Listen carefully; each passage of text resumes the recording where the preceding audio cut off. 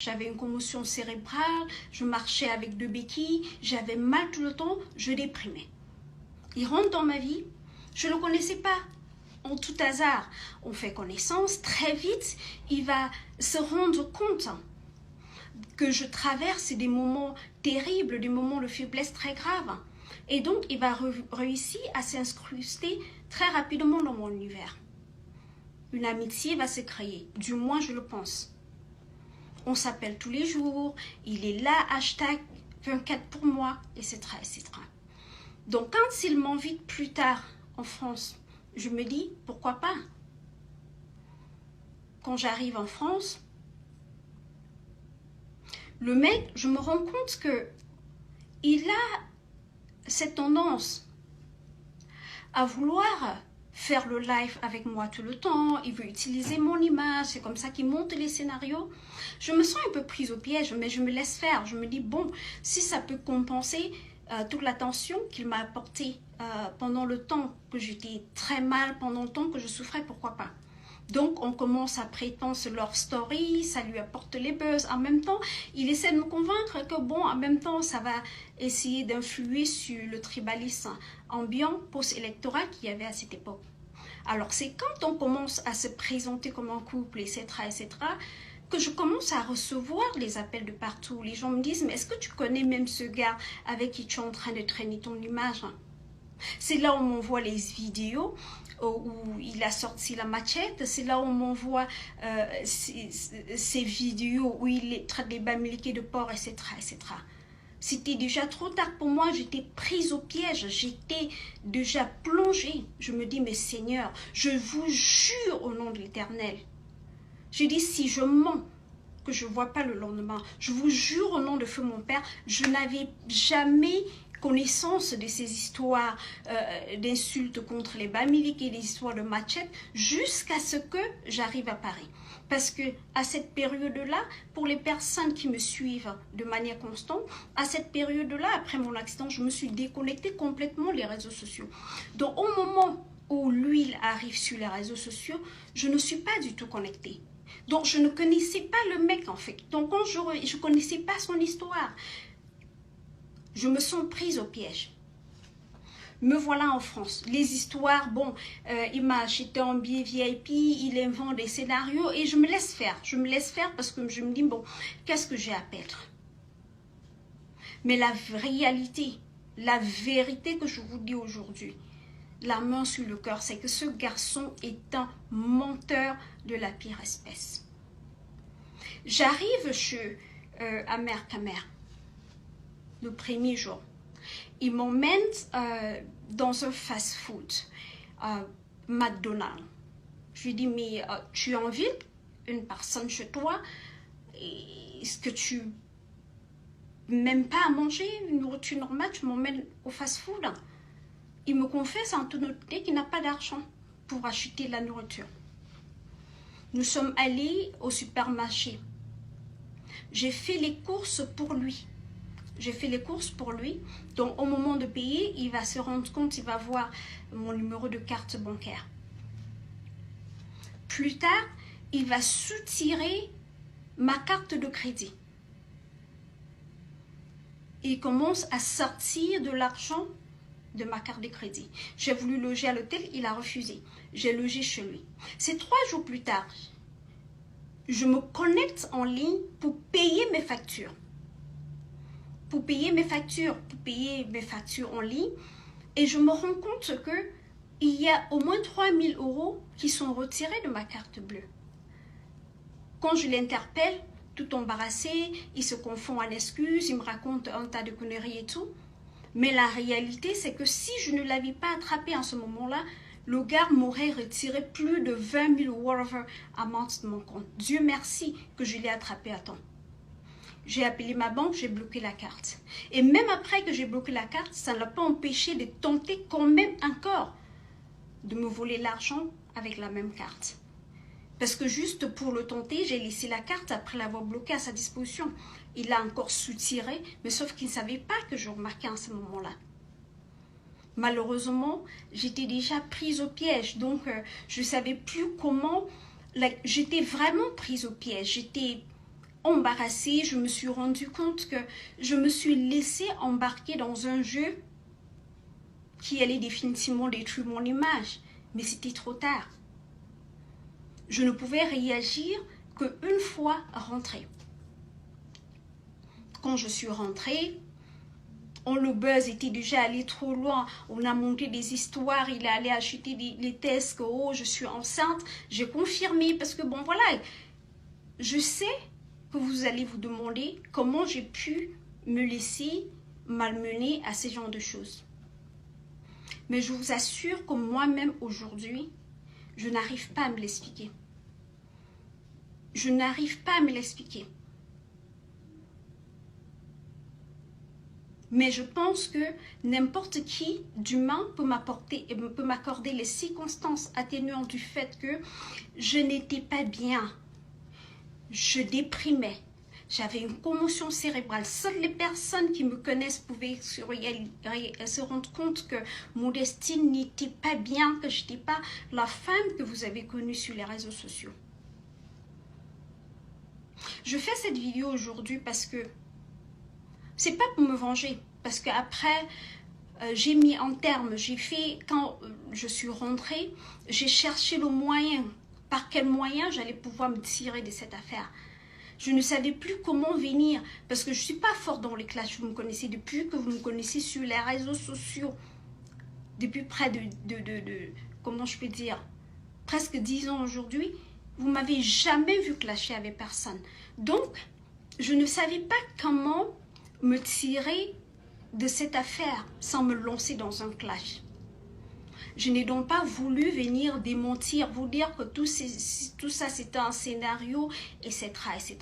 J'ai donc écrit au gars en privé pour lui dire, je pense qu'il faut qu'on arrête. Je voulais au moins me retirer et laisser tout ce qu'on avait déjà construit comme c'était, juste pour que, voilà, que la séparation soit smooth. Le gars a commencé à me menacer. Il me dit inbox que je ne peux pas tenter. Que si je tente de faire comme si je ne veux plus du partenariat avec lui, parce qu'il faut dire, pour ceux qui me suivaient à l'époque, hein, j'avais construit un partenariat politique avec lui, j'avais un mouvement politique que j'avais l'intention de lancer, et où il aurait été ma main droite, on avait même déjà créé le logo, etc. etc., etc. Et on avait beaucoup de projets ensemble, avant que je ne découvre réellement le personnage. Donc, pour ne pas me retrouver en contradiction avec moi-même, je me suis contentée de faire une publication pour dire que je mets un terme à ma relation avec Amer Kamer. Je me suis dit qu'il allait être raisonnable et laisser l'affaire comme ça, c'est-à-dire que pour éviter des clashs et des trucs inutiles, à ma grande surprise, vous savez tout ce qui s'est passé. Il a inventé une histoire après l'autre pour me dénigrer. C'est-à-dire, il a multiplié des lives pendant des mois et des mois, des années même, que dis-je. Il était assis sur moi à multiplier des mensonges pour ternir mon image. Je ne pouvais pas réagir, je n'étais pas bien dans ma peau, j'étais souffrante, j'étais mal, etc. Donc, je l'ai laissé faire. Les années sont passées, il n'a pas arrêté. Néanmoins, ce n'est pas pour ça que je fais cette vidéo. Je fais cette vidéo parce que je pense que ce gars fait beaucoup de mal aux Camerounais, plus que les gens ne s'en rendent compte. C'est quelqu'un qui est, comment je vais dire, naturellement manipulateur. C'est un menteur pathologique. Je peux vous confirmer que ce gars n'a aucune maison en France, aucune. Il vous faire croire qu'il est millionnaire, qu'il a de l'argent, il compte de l'argent en ligne, il a les investissements de 100 millions et tout. Mais c'est un menteur. Je vous parle de quelqu'un que je suis arrivée chez lui-même à manger. C'est moi qui ai acheté. La réalité, c'est que il vient en live, il donne l'impression qu'il a de l'argent, il donne l'impression qu'il est riche, qu'il a des, je sais pas, des numéros au Cameroun, en gros qu'il est protégé par les autorités, et ça lui donne la possibilité, c'est-à-dire il établit avec ses futures victimes une relation de confiance. Les gens qui viennent vers lui se disent, ben oui, si on lui confie juste 5 millions, c'est rien parce que c'est quelqu'un qui lui-même a au moins 100 millions. Donc en fait, ce sont des stratégies d'arnaque que ce monsieur met en œuvre pour estorquer les Camerounais. J'ai eu une jeune fille qui m'a contactée récemment en pleurs. Elle m'a dit, Modestine, je suis au bord de la déprime. Ce gars a ruiné ma vie. Ce gars m'a fait ceci. Elle m'a raconté, j'ai eu tellement mal pour elle. J'ai eu tellement mal. J'ai eu des personnes qui m'ont contacté pour me dire, mais Modestine, j'ai confié de l'argent à ces gars pour ci ou pour ça, parce que comme je vous ai vu ensemble, je me suis dit que c'est quelqu'un de crédible. Vraiment, donc en réalité, je ne peux pas vous dire combien de fois j'ai été interpellée pour les gaffes de ce garçon. Et inbox, je lui ai souvent parlé, comme pour le cas de cette jeune dame. Il m'a dit, ben non, mais là, ce sont des histoires, elle est amoureuse de moi, whatever. Un peu comme il va vouloir prétendre, dans le cas d'espèce, que c'est par jalousie que je fais cette vidéo. Mais la question que vous deviez vous poser, si vous êtes un tout petit peu intelligent, c'est qu'est-ce que je peux jalouser chez ce garçon? Encore que c'est moi qui ai mis en terme au spectacle de la prétendue histoire d'amour qu'il y avait entre nous, et pas l'inverse. Je ne pouvais plus me taire, parce que ce gars est très nocif, il est dangereux, en un mot. C'est quelqu'un de très dangereux. Je sais que je vais venir, certains de ses fans vont venir m'insulter. Je sais que les gens vont s'enflammer, multiplier des lives pour dire ça aussi. Mais pour les personnes qui me connaissent, vous savez que je ne suis pas une femme qui sabote les gens. Si je vous dis que Amer Kamer m'a volé, c'est parce qu'il m'a volé et j'ai les preuves. Amer Kamer, ne tente pas de le nier parce que toi et moi savons que c'est vrai et tu sais que j'ai les preuves. Tu m'as volé 3 000 € et Dieu merci, c'était le montant que tu avais volé avant que je t'attrape parce que tu m'aurais volé beaucoup plus. Tu mens surtout, tu traites souvent les gens de vendeurs de rêves. Pourtant, tu es le premier vendeur de rêves. Mais dans ton cas est même pire. C'est que tu as monté une stratégie d'arnaque.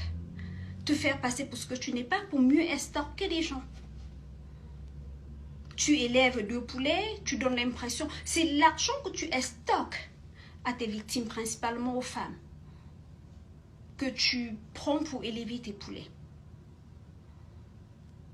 Élève les poules, mais arrête de détruire la vie des Camerounais. Amer Kamer, tu n'as pas d'argent, tu n'as aucune maison en France et tu es un voleur. Tu es un menteur, tu es un manipulateur, tu es un escroc. Tu es quelqu'un de très dangereux. Tu es quelqu'un de très dangereux. Je ne pouvais plus me taire et te regarder continuer de multiplier les victimes au Cameroun. Tes victimes sont nombreuses, mais c'est juste que les gens ont peur en fait. Parce que tu as une stratégie de manipulation en même temps d'intimidation. Tes victimes ont peur de se prononcer pour la plupart.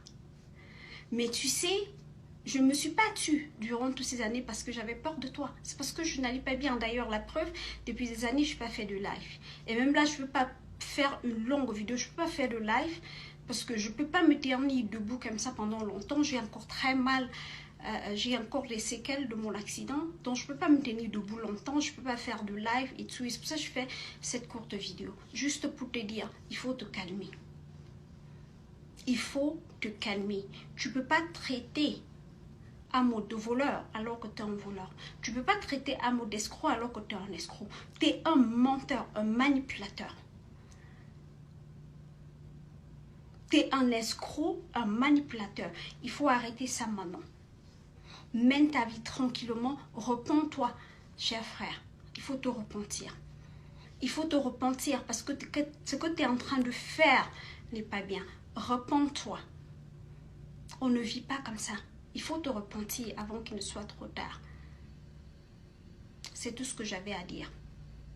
J'attends ta réplique parce que te connaissant, tu vas venir t'asseoir en live pour dire que tu vas m'insulter. 2022 là, c'est plus 2020 où tu débitais tout et n'importe quoi à mon sujet. Je me disais, cette fois-ci là, je suis prête pour t'attendre. Calme-toi, mon frère. Calme-toi.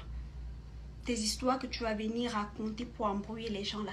Toi et moi, on se regarde dans les yeux. Tu sais que je ne peux pas mentir.